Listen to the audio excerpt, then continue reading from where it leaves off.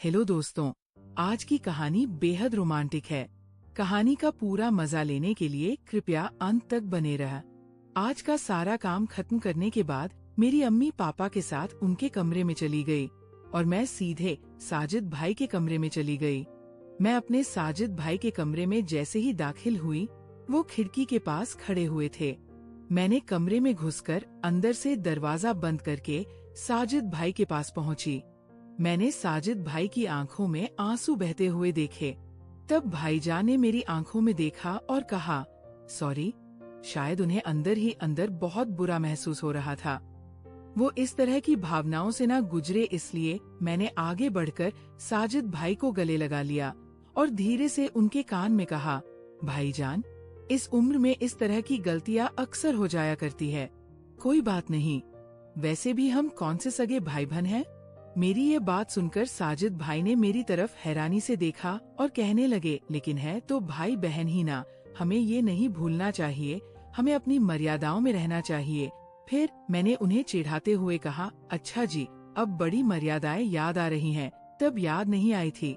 जब मुझे नहाते हुए देख रहे थे तब कहाँ गई थी आपकी मर्यादा। फिर मैंने साजिद भाई से कहा, मैं किसी से कुछ नहीं कहूँगी, इसकी चिंता मत करो, आप मेरे हमेशा बड़े भाईजान ही रहेंगे और मैं हमेशा आपकी प्यारी छोटी बहन रहूंगी। फिर मैंने एक आंख दबाते हुए अपने भाईजान से कहा, वैसे भाईजान, एक बार ट्राई करने में कुछ नहीं जाता। मैं कल शाम को आपका इंतजार करूंगी। ये बात मैंने मुस्कुराते हुए अपने साजिद भाई से कही थी। इतना कहकर मैं उनके कमरे से बाहर आ गई। हेलो दोस्तों, स्वागत है आप सभी का हमारी एक और रोमांचक कहानी में। उम्मीद करती हूँ आपको ये कहानी बेहद पसंद आएगी। दोस्तों, मेरा नाम रूबिया है और मेरी उम्र 19 साल है। मैं केमिस्ट्री की एक बहुत ही अच्छी स्टूडेंट हूँ और केमिस्ट्री मेरा बहुत ही फेवरेट सब्जेक्ट है। मेरे साजिद भाई की उम्र 21 साल है और वह भी मेरे साथ ही कॉलेज में पढ़ते हैं। मैं फर्स्ट ईयर में पढ़ रही हूँ। हम दो भाई बहन एक ही यूनिवर्सिटी में पढ़ते हैं। हमारी क्लास सुबह 9 बजे होती है। हम दोनों भाई बहन एक साथ यूनिवर्सिटी जाते हैं। अम्मी पापा ने आने जाने की सुविधा के लिए एक मोटरसाइकिल खरीद कर दी थी। भाईजान मोटरसाइकिल चलाते हैं और मैं साजिद भाई के पीछे बैठकर यूनिवर्सिटी जाती हूँ। दोस्तों, साजिद भैया मेरे सगे भाई नहीं हैं। मेरे सगे पापा के मरने के बाद मेरी अम्मी ने साजिद भाई के पापा से शादी कर ली थी, इसलिए वह मेरा सौतेला भाई है। दोस्तों, तो मैं नहीं जानती थी कि मुझे अपने सौतेले भाईजान के साथ वो सब करने का मौका मिलेगा। मेरे अम्मी पापा दोनों सरकारी नौकरी करते हैं, इसलिए वह रोज सुबह 8 बजे ऑफिस के लिए घर से निकल जाते हैं। अम्मी पापा के ऑफिस चले जाने के बाद मैं और मेरे भाईजान नहाते हैं और तैयार होकर यूनिवर्सिटी चले जाते हैं। क्योंकि हमारे घर में एक ही कॉमन बाथरूम है, तो पहले मैं नहाकर तैयार हो जाती हूँ। फिर मेरे भाईजान नहाते हैं। आमतौर पर लड़कियों को तैयार होने में ज्यादा समय लगता है, इसलिए मैं पहले नहाने चली जाती हूँ। हम दोनों भाई बहन यूनिवर्सिटी चले गए। तब घर पर ताला लगा हुआ था। घर के गेट की चाबी हम सबके पास रहती है। मैं और मेरे भाईजान क्लास खत्म करके शाम के करीब 3 बजे घर आए। शाम को करीब 5 बजे मम्मी पापा भी घर आ गए थे। इस तरह मैंने हर दिन एक निश्चित दिनचर्या के अनुसार बताया, लेकिन एक घटना ने मेरी जिंदगी पूरी तरह से बदल दी। एक्सीडेंटल समझो या फिर जानबूझकर, हर दिन की तरह अम्मी पापा, भाईजान और मैंने साथ में नाश्ता किया था। मेरे पापा और अम्मी तैयार होकर ऑफिस के लिए चले गए थे। उसके कुछ देर बाद मैं नहाने के लिए बाथरूम में घुस गई और बाथरूम का दरवाजा बंद कर दिया। उस दिन मैंने बाथरूम का दरवाजा बंद किया था। उसके बाद मैं अपने कपड़े उतार कर साइड में रखने ही वाली थी कि मुझे बाथरूम के दरवाजे के नीचे एक परछाई आती हुई महसूस हुई। मैं शोवर के नीचे खड़ी थी। मैं थोड़ी डरी हुई थी। फिर भी मैंने सोचा कि ये मेरे मन का वहम होगा और अपने चेहरे पर साबुन लगाते समय मैंने देखा कि बाथरूम के दरवाजे के नीचे एक परछाई घूम रही है। मुझे लगने लगा कि शायद कोई बाथरूम के दरवाजे से मुझे नहाते हुए देख रहा है। लेकिन इस बार घर पर मेरे और साजिद भाईजान के अलावा कोई नहीं था। तो क्या साजिद भाईजान दरवाजे से मुझे नहाते हुए देख रहे थे? शायद लाइट की रोशनी के कारण कोई परछाई नजर आती हो।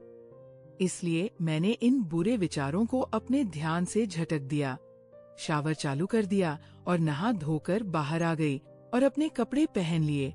जैसे ही मैंने दुपट्टा उठाया, मैंने दरवाजे के नीचे से परछाई को जाते हुए देखा।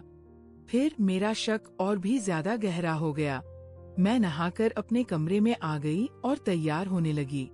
उधर साजिद भाईजान कुछ देर बाद तैयार हो गए और मुझे यूनिवर्सिटी ले जाने के लिए बुलाने लगे।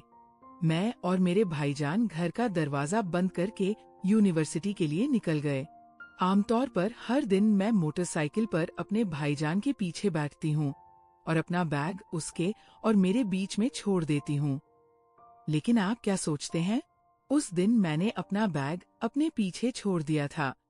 शायद मैं उस दिन एक अलग ही दुनिया में खोई हुई थी। उस दिन का एहसास इतना अच्छा था कि उसे शब्दों में बयां नहीं किया जा सकता। अगली सुबह मैं सोचने लगी कि कैसे यकीन करूं कि मेरे साजिद भाई ने मुझे बाथरूम के दरवाजे से नहाते हुए देख लिया था या नहीं। बहुत सोचने के बाद मुझे एक विचार आया। मेरे अम्मी पापा के ऑफिस चले जाने के बाद मैंने अपने मोबाइल कैमरे में वीडियो रिकॉर्डिंग चालू की और उसे बाथरूम के बाहर ऐसी जगह लगा दिया जहां अगर कोई मुझे बाथरूम के दरवाजे से बाहर से नहाते हुए देखे तो उसकी रिकॉर्डिंग हो जाए। कैमरा वहीं छोड़कर मैं नहाने के लिए बाथरूम में चली गई और दरवाजा अंदर से बंद कर लिया और दरवाजे की ओर देखा तो मुझे फिर से कोई परछाई दिखाई दी। परछाई देखते ही मैं समझ गई कि जो भी है वह कैमरे में आ चुका होगा। ये सोचते सोचते मैं नहा रही थी और नहाने के बाद जब मैं वॉशरूम से बाहर निकली और अपना मोबाइल फोन लेकर अपने कमरे में चली गई, मैंने वीडियो शुरू की और देखा कि जैसे ही मैं बाथरूम में घुसी थी और दरवाजा बंद किया था, उसके थोड़ी देर बाद मैंने देखा तो मुझे विश्वास नहीं हो रहा था। मैं सोच रही थी कि भला ऐसे कैसे हो सकता है। उसके बाद मैं और मेरे साजिद भाई यूनिवर्सिटी के लिए निकल गए। मैंने अपने साजिद भाई को मोटरसाइकिल के पीछे से गले लगा लिया और सोचने लगी कि भाईजान को वीडियो कैसे दिखाऊं। तब साजिद भाई ने कहा, बाइक पर डरती हो क्या? मैंने कहा, नहीं भाईजान। भाई बोले, तो फिर तुमने मुझे इतनी जोर से क्यों पकड़ा है? तब मैंने साजिद भाई से कहा, पता नहीं क्यों भाईजान, आज मुझे बहुत डर लग रहा है। मैं दोपहर को घर लौटी। मेरा दिमाग पूरा दिन इधर उधर भटकता रहा। मुझे अब बिल्कुल भी समझ नहीं आ रहा था कि मैं साजिद भाई को इस वीडियो को कैसे दिखाऊं। रात के लगभग 10 बजे मैं बिस्तर पर लेटी करवटें बदल रही थी। मुझे बिल्कुल भी नींद नहीं आ रही थी। मैंने अपना वीडियो चालू किया और फिर से देखने लगी। दिल में बहुत हिम्मत करके मैंने अपना वीडियो अपने साजिद भाई के मोबाइल पर सेंड कर दिया। लगभग 15 मिनट बीत गए थे, लेकिन वीडियो नहीं देखा था। मैं सोचने लगी कि साजिद भाई वीडियो क्यों नहीं देख रहे हैं। मैं बार बार देखने लगी। लगभग 1 घंटा बीत चुका था, लेकिन साजिद भाई ने वीडियो अभी तक नहीं देखा था। क्या साजिद भाई सो गए हैं या नहीं? ये सारी बातें मेरे दिमाग में आ रही थी। एक रात बीत गई, लेकिन मुझे कोई जवाब नहीं मिला। मैं निराश होकर सो गई। अगले दिन संडे था। संडे होने के कारण अम्मी, पापा, भाई और मैं हम सब घर पर ही थे। हमने सबने एक साथ नाश्ता किया। नाश्ते के दौरान मैंने अपने साजिद भाई में कोई बदलाव नहीं देखा। इसका मतलब था कि साजिद भाई ने अभी तक वीडियो नहीं देखी थी। सुबह 10 बजे मैं अपने कमरे में बैठी थी। अचानक मेरे मोबाइल पर एक मैसेज आया। मैंने मोबाइल फोन उठाया और देखा कि साजिद भाई ने एक मैसेज भेजा था। भाईजान का मैसेज देखकर मेरी धड़कन बढ़ने लगी थी। साजिद भाई ने मेरा वीडियो देख लिया था। मैंने साजिद भाई के संदेश पर उत्तर दिया और वीडियो भेजते ही देखा गया। मैं समझ गई कि साजिद भाई ने वीडियो देखा है। मैंने कुछ देर इंतजार किया, लेकिन कोई जवाब नहीं मिला।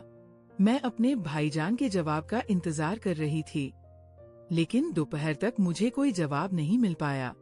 दोपहर को हम सब एक साथ खाना खाने बैठे। तब साजिद भाई चुपचाप सिर झुकाए खाना खा रहे थे। साजिद भाई अपना खाना खत्म करके उठे और अपने कमरे में चले गए। मैंने अम्मी पापा के सामने साजिद भाई से कहा, भाईजान, मैं थोड़ी देर बाद तुम्हारे कमरे में आऊंगी। मुझे आपसे कुछ पढ़ाई के मामले में डिस्कस करना है। साजिद भाई बिना कुछ बोले अपने कमरे में चले गए। सबके खाना खत्म करने के बाद अम्मी और मैंने मेज पर से सब कुछ साफ कर दिया था। सारा काम खत्म करने के बाद मेरी अम्मी पापा के साथ उनके कमरे में चली गई और मैं सीधा साजिद भाई के कमरे में चली गई। मैं अपने साजिद भाई के कमरे में जैसे ही दाखिल हुई, वो खिड़की के पास खड़े थे। मैंने कमरे में घुसी और दरवाजा अंदर से बंद करके साजिद भाई के पास पहुंच गई। मैंने अपने भाईजान की आंखों में आंसू बहते हुए देखे। तब भाईजान ने मेरी आंखों में देखा और कहा, सॉरी। शायद उन्हें अंदर ही अंदर बहुत बुरा महसूस हो रहा था। वह इस तरह की भावनाओं से ना गुजरे, इसीलिए मैंने आगे बढ़कर उन्हें गले लगा लिया और धीरे से उनके कान में कहा, भाईजान, इस उम्र में इस तरह की गलतियां अक्सर हो जाया करती है। कोई बात नहीं, वैसे भी हम कौन से सगे भाई बहन हैं? मेरी बात सुनकर साजिद भाई ने बड़ी हैरानी से मेरी तरफ देखा और कहने लगे, लेकिन है तो भाई बहन ही ना। हमें ये नहीं भूलना चाहिए, दोनों को अपनी मर्यादाओं में रहना चाहिए। फिर मैंने उन्हें चिढ़ाते हुए कहा, अच्छा जी, अब बड़ी मर्यादाएं याद आ रही हैं। तब याद नहीं आई थी जब मुझे नहाते हुए देख रहे थे। तब कहाँ गई थी आपकी मर्यादा? फिर मैंने कहा, साजिद भाई, आप इसकी चिंता मत करो, मैं किसी से कुछ नहीं कहूंगी। आप हमेशा मेरे बड़े भाई जान ही रहेंगे और मैं हमेशा आपकी प्यारी छोटी बहन रहूंगी। फिर मैंने एक आंख दबाते हुए अपने साजिद भाई से कहा, भाईजान, वैसे एक बार ट्राई करने में कुछ नहीं जाता। कल शाम को आपका इंतजार करूंगी। ये बात मैंने मुस्कुराते हुए भाईजान से कही थी।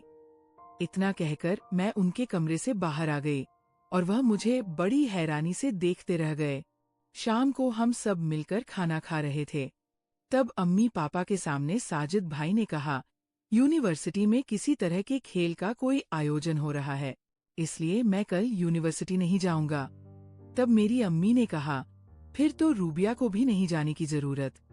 पापा ने कहा, साजिद, क्या तुम्हें किसी तरह के खेल में कोई दिलचस्पी नहीं है? साजिद भाईजान ने कहा कि पापा, मुझे बैडमिंटन में रुचि है, लेकिन वहाँ बैडमिंटन का आयोजन नहीं हो रहा। इसी तरह के कुछ प्लेयर्स हैं जो छोटे छोटे स्कूल से आकर यहाँ यूनिवर्सिटी में अपनी प्रैक्टिस के लिए आए हैं। पापा बोले, तो फिर ठीक है, फिर कल तुम दोनों ही घर पर रहना। मैंने भाईजान की तरफ देखा और हल्की सी मुस्कान दी। अगले दिन अम्मी पापा के ऑफिस जाने के बाद मैं साजिद भाई के कमरे में गई और उन्हें बिस्तर पर लेटा हुआ पाया। मैंने कहा, साजिद भाई, तुमने आज क्लास में जाने के बजाय सारा दिन घर पर ही रहने का प्लान क्यों बनाया? सारा दिन मेरे साथ यहाँ क्या करोगे? क्या आपने कुछ प्लान बना रखे हैं? तब साजिद भाई ने कहा, कल तुमने ही तो कहा था, एक बार ट्राई करने में कुछ नहीं जाता। भूल गई क्या? इसलिए मैं घर पर रहना चाहता था। तब मैंने हंसते हुए अपने साजिद भाई से कहा, वाह भाई, आप तो बड़े स्मार्ट निकले। कल तो बड़े मगरमच्छ के आंसू बहा रहे थे, बड़ी मर्यादाओं की बातें कर रहे थे। ऐसा कहकर मैं उन्हें चिढ़ाने लगी। तब उन्होंने दौड़ते हुए मेरे पीछे भागे और मुझे पकड़ लिया। कहने लगे, तुमने ठीक ही तो कहा था भैया, हम कौन से सगे भाई बहन हैं? वैसे भी एक बार ट्राई करने में कुछ नहीं जाता। ऐसा कहकर साजिद भाई मुझे पकड़कर अपने बेडरूम में ले गए और फिर सारी मर्यादाओं को ताक पर रखकर अपनी और मेरी इच्छाओं को पूरा करने लगे। तो दोस्तों, ये थी आज की कहानी। आप क्या कहना चाहते हैं इस कहानी के बारे में? हमें कमेंट में जरूर बताएं। वीडियो अच्छी लगे तो लाइक करें, शेयर करें और सब्सक्राइब करें। धन्यवाद।